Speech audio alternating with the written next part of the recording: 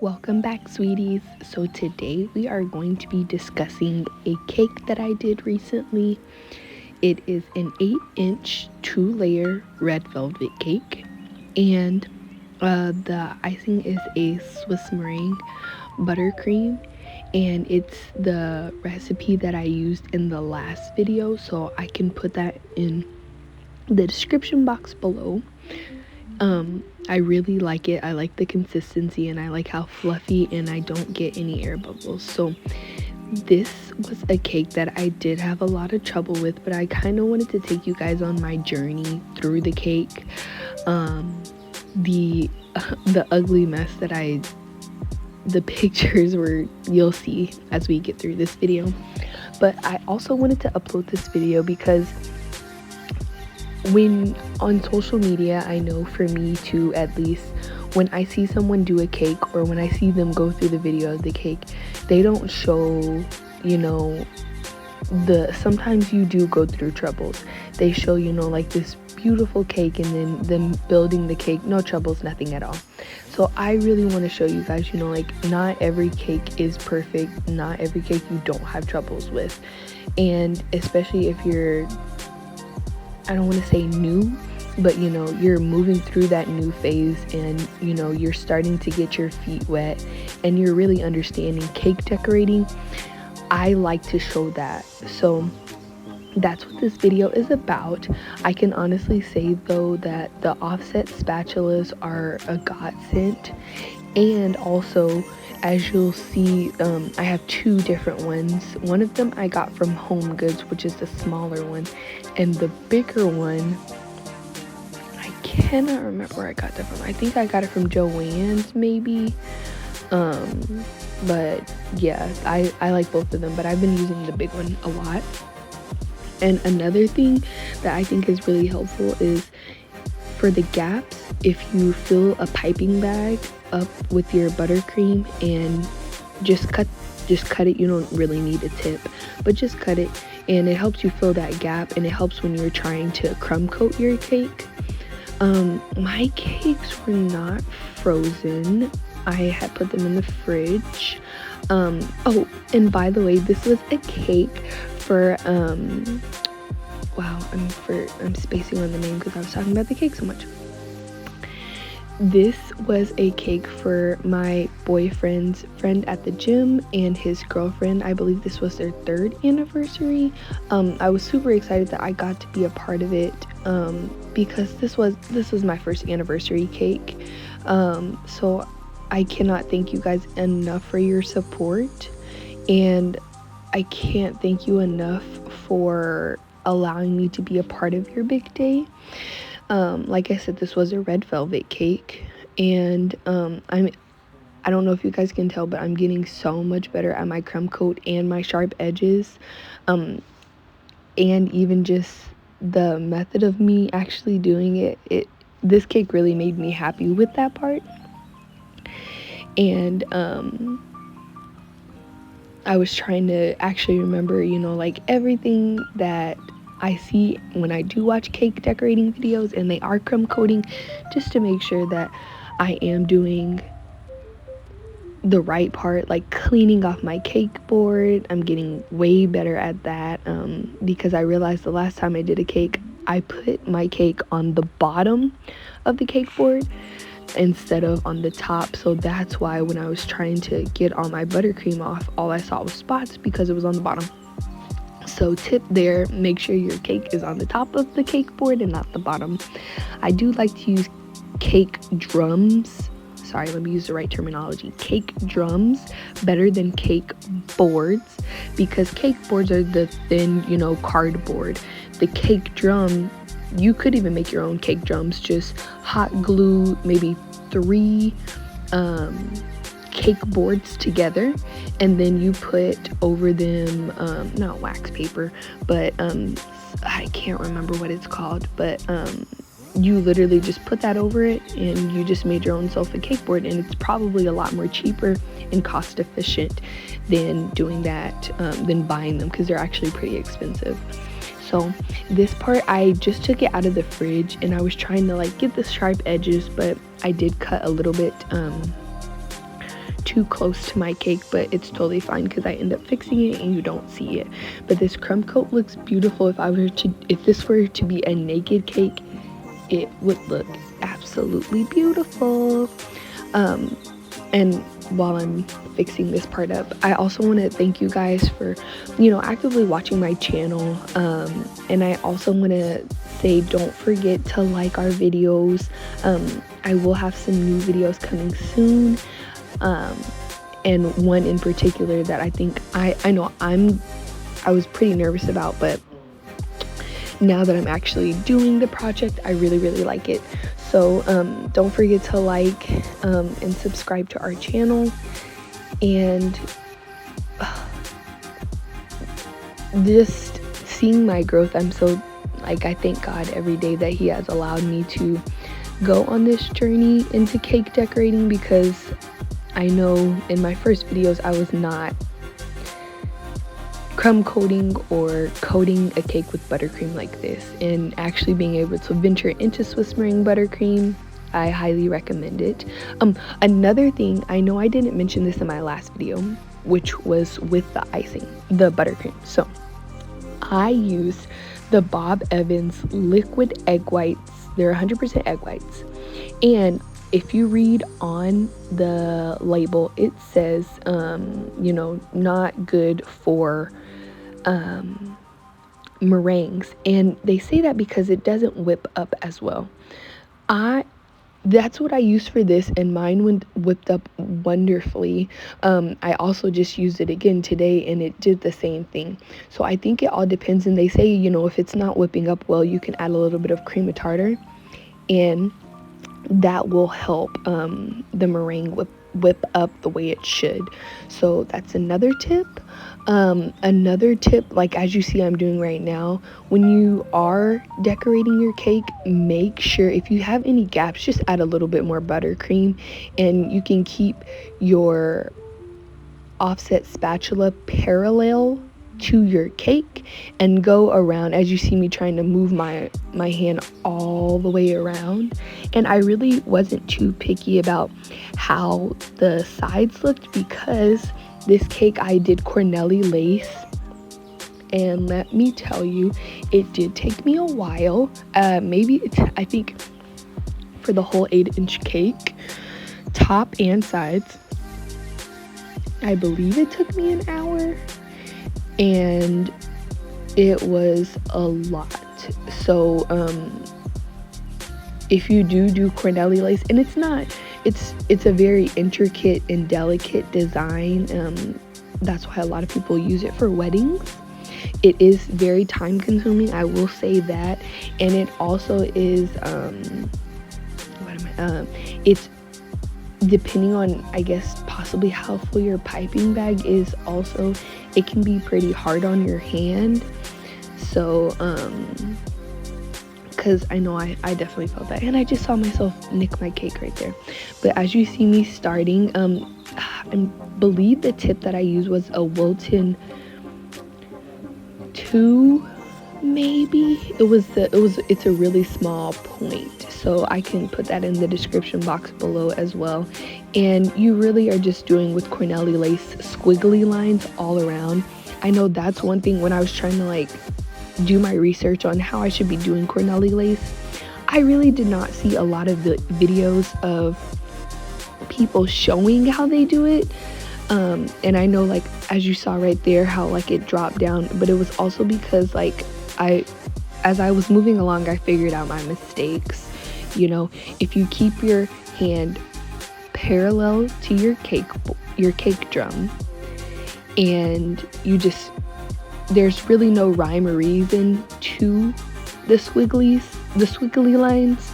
You're just going around the cake and just making squiggly lines basically, but they never touch. So none of the lines ever touch. They don't come to a point, a stop. It looks like they're literally just squiggly lines all around the cake, but remember, they do not touch. So, and but like I said, I will put the tip size in the description. I really just can't remember. I think it's a 2, but it wasn't the smallest, but maybe the second to smallest tip, round tip. I and when like I said, this took me a long time, and this wasn't my first time doing Cornelli lace, but like I said, I did a lot of research before, just trying to make sure, I knew what I was doing, and I understood the concept. But once you get started, I also do recommend, possibly getting like some wax paper, and before, just practicing. If you have any leftover buttercream, just practicing on the wax paper. It was at first, that's why you see like how my buttercream was like dropping out of the tip, because of the way it was weird. It was the way I was holding it, and a lot of other factors. But another thing I recommend, which was a problem with me in this cake, you'll see in the later pictures of why I kept messing up on my handwriting, was because my piping bag was too full. For me, I don't need a lot, because just the way I grip, I'm right-handed, and I like to wrap my finger around the excess piping bag, and maybe I just need to cut it. But you don't need, that was my problem. I didn't need a lot in my piping bag to do my writing. I know I was so excited when I got through all of the Cornelli lace. I was like, oh my gosh, it looks so beautiful, and it did. But what I messed up on, and I think that's what I mess up on a lot, and I need to work on, is just having patience. I get so excited when it looks so nice, and I'm like, oh, I know, like once I finish, I'm gonna be so good.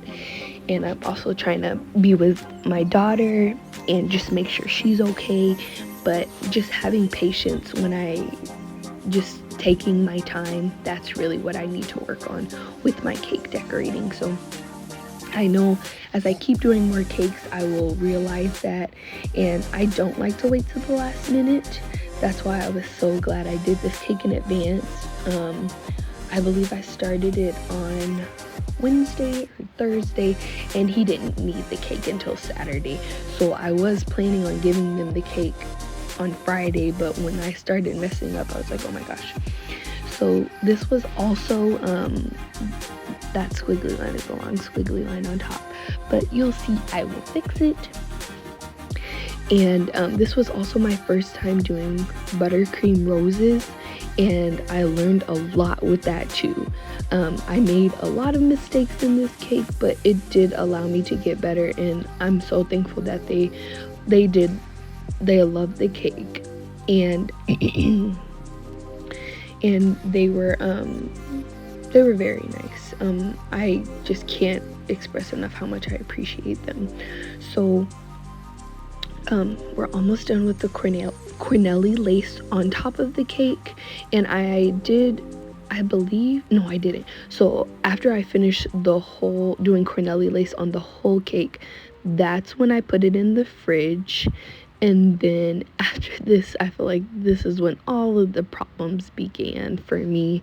And like I said, it did have a lot to do with me not having patience, and me just not assessing the situation the way I should have. And my hands were getting a little tired at this point. I kept having to take breaks. I was like, oh my gosh, my hand it is killing me.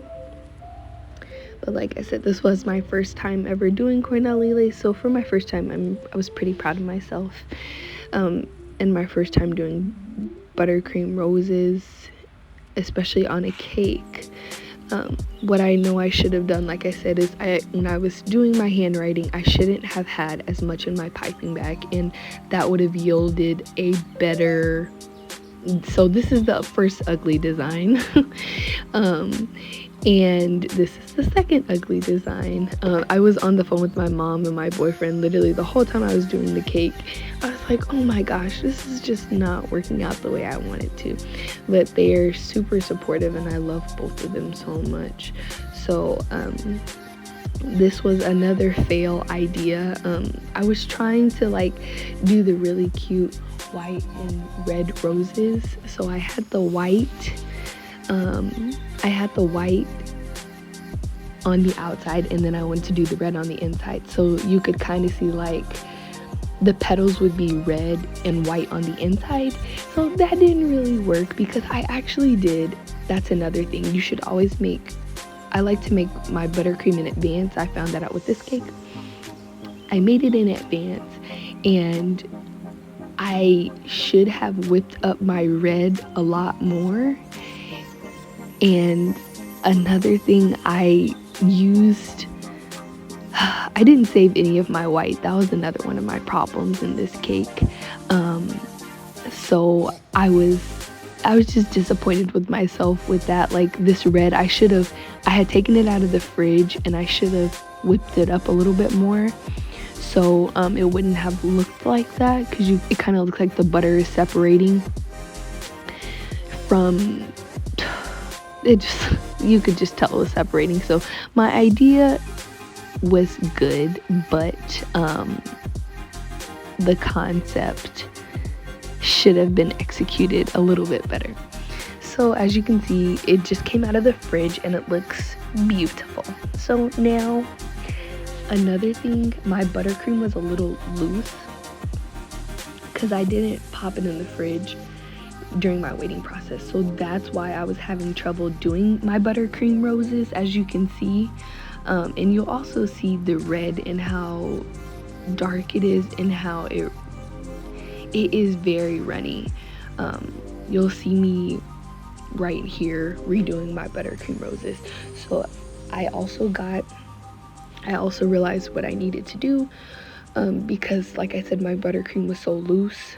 When I was using the flour nail, I would put a central dollop of buttercream in the center of the rose nail, and I'm kind of gonna do it here a little bit, but after I do this, I make a circular motion, and I'm spinning the flour nail too, and I put it in the freezer so it can firm up and allow me to actually make a rose.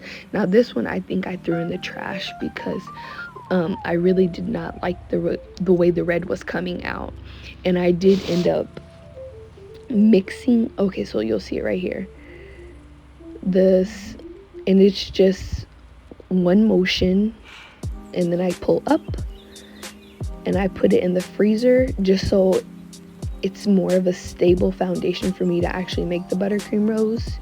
And then I go all the way around, and then my hand is going up, it's making a U, and that's how I'm able to make the U with the rose. So if you kind of think about that, so this rose did not end up making it on the cake. As you can see like the red petal idea that I was really going for, but it just didn't look good, so it did not make it on the cake. So it was a good practice one. And I'm doing it again, my foundation for my rose, and I put it in the freezer. I think maybe I put it in the freezer for 2 or 3 minutes, but I think I was getting frustrated with myself when I was doing the roses, because I had to make so many, because when I was trying to take the roses off the rose nail, I kept messing up, or they would accidentally fall on the cake, so then I had to scrape it off.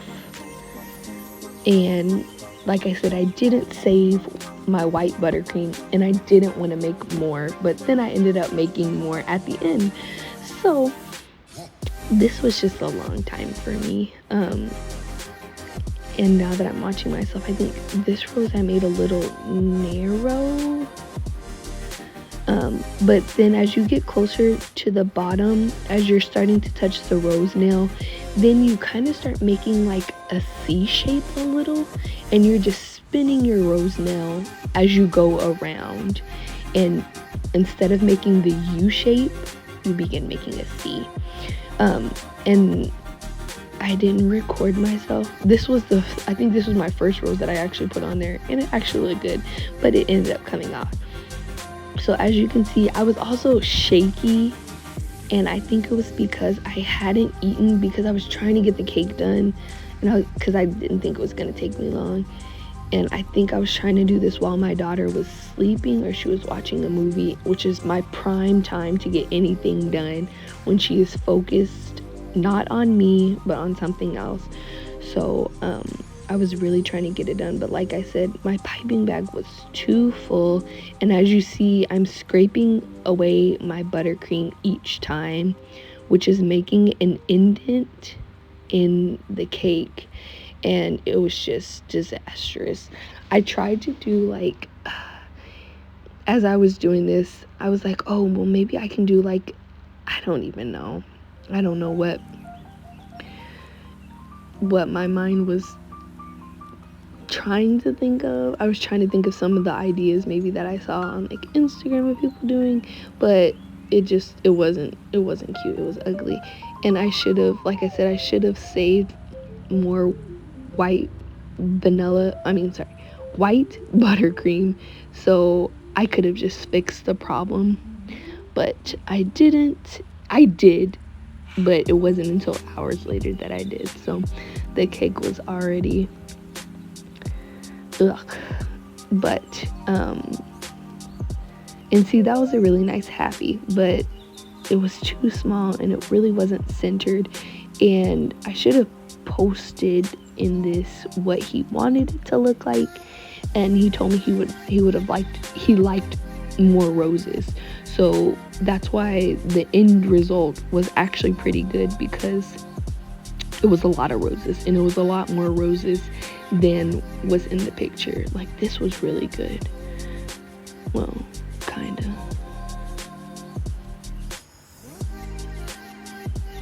No, that wasn't good. See, so then you see, this is the start. I was trying, I don't know, I can't remember like what this is called, but I tried it, I was like, oh, this will look cute, because people do it. I see it on Instagram all the time. Like, why wouldn't somebody like that? And then I'm looking at them like, this is hideous. This is so hideous.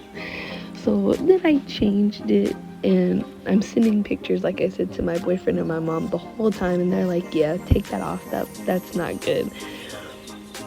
And then I finally recuperated myself. I ate a little bit, and I was able to actually push out some quality work.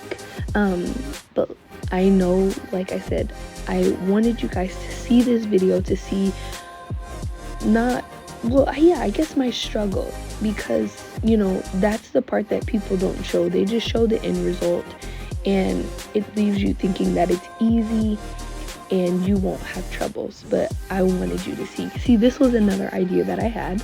I was like, okay, well, since I'm struggling, maybe I'll just use a toothpick, and it'll help me guide my hand on where to go. But the first time I messed up, I didn't give myself enough space, and then I started carving into the cake. So I was like, oh, this is just not working. So like I said, I learned a lot with this cake. I was like, I definitely need to get better at my handwriting, but this was also the first cake that I ever wrote on. So, I mean, it was good for my first time. And when I was practicing, because I also practiced on wax paper, I was like, I didn't have as much in my piping bag as I did in the video. So that was, like I said, that was also a mistake on my part. But I learned, and I know, and I'm going to remember, so I don't have those troubles. Because like I said, when I wait to the last minute, I don't like to stay up late doing a cake. I like to get my rest when I actually can sleep. So I was like, I'm not gonna be staying up late for this cake. And the cake was done. It was just the design wasn't done, and I didn't create a sketch. That's my other thing. If you guys have any comments or any I would say ideas, or like maybe how you guys do cake sketches, I'm all ears. I know a lot of people use Procreate. I just haven't really wanted to pay for that yet. So yeah. So that's my next one, and I'm wanting to upload another video either this week or next week, but just because it took me a little bit longer to upload this video. I can't thank you guys again enough for your support. Don't forget to like and comment on the video, subscribe to our channel, and here is the end result. Like I said, I did keep brushing I kept messing up the roses, so it was a little daunting for myself, but I finally fixed it and it looked better than the pictures. Have a great day, guys. Thank you.